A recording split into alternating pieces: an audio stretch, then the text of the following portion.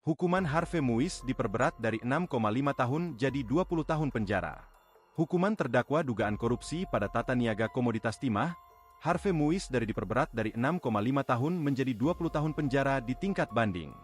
Ketua Majelis Hakim Pengadilan Tinggi Jakarta Teguh Haryanto mengatakan, Harvey Muiz terbukti bersalah melakukan tindak pidana korupsi dan tindak pidana pencucian uang secara bersama-sama.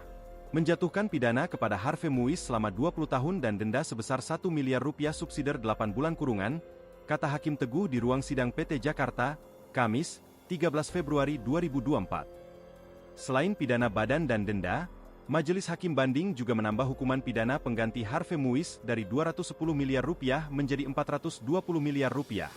Jika uang tersebut tidak dibayar dalam waktu 1 bulan setelah terbit keputusan pengadilan berkekuatan hukum tetap, maka harta bendanya akan dirampas untuk negara.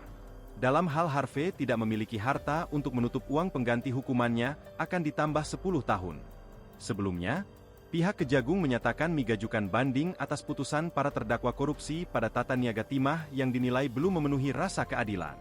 Kepala Pusat Penerangan Hukum, Kapus Penkum, Kejagung, Harli Siregar mengatakan, jaksa sebelumnya telah menuntut Harvey Muiz dihukum 12 tahun penjara sesuai alat bukti di persidangan.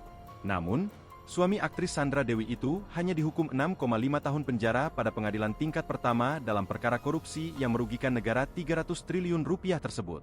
Download Tribun X sekarang, menghadirkan lokal menjadi Indonesia.